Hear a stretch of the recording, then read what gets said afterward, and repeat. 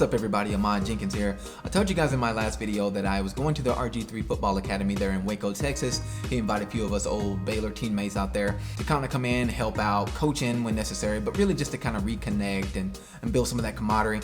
Now I expected it to be just like a normal football camp. You'll come in, you'll put some smiles on some faces, all these wonderful kids coming out to learn about the great game of college football and try to get their foot in the door. So I'm expecting to just have a regular day. But I feel like I walked away with more than any of the athletes that showed up there. Now last year, Baylor got back to winning. They had one of the most exciting bowl games of the season, but I was watching that from the outside looking in. I was here in LA. Going back to the program and seeing the inside of it, I am not surprised that they're back to doing what they know how to do. You see, every organization, whether it's a football program or whether it's a business, which some would argue football programs in college are businesses, but to be successful, you have to have some core principles. You have to have a mission and it has to be clear and everybody has to buy into it.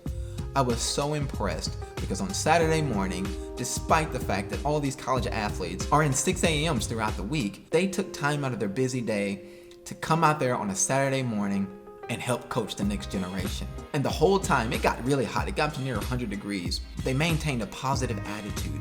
Nobody was trying to hide or skip out on work. They wanted to engage with all the coaches, with all the parents, the players, all of the kids. And I was just so impressed by that because they all had smiles on their faces. They all had a positive attitude and they all had the same themes. They wanted to create a positive family atmosphere at Baylor University. They wanted to make sure God was at the forefront of the program and that people knew that. They wanted to make sure people knew they wanted to win the right way, and they wanted to bridge the gap between all the eras of Baylor football. I'm part of one of those eras.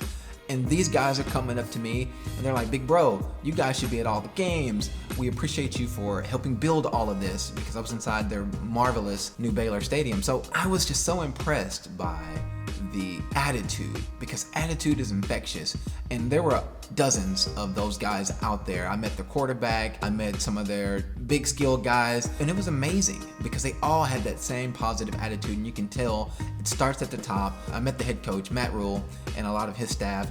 They are doing some wonderful things at Baylor, and they're following the right recipe because it starts with character, it starts with attitude, and if you don't have that, you're putting yourself at risk. You're putting your organization, or if you're looking for an organization to go work for, if they don't have a strong mission and core principles that align with you, you need to think about whether or not that's gonna be a good fit. So hats off to Baylor University. I'm very impressed with what you guys are doing. We're not where we wanna be, but thank God we're not where we used to be. So keep grinding, keep working hard, keep doing what you're doing.